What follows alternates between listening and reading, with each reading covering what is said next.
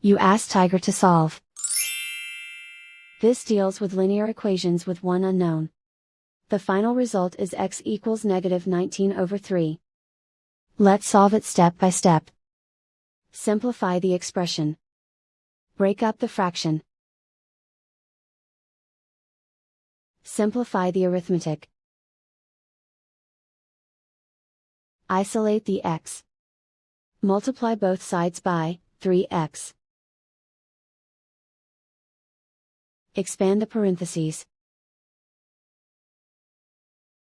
Multiply the coefficients.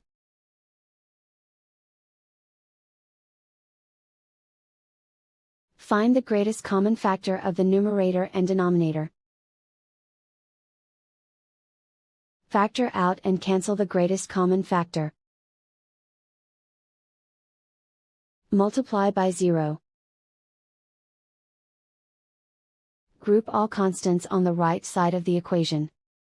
Subtract 19 from both sides.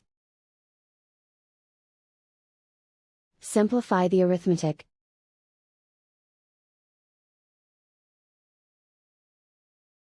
Isolate the x. Divide both sides by 3. Simplify the fraction.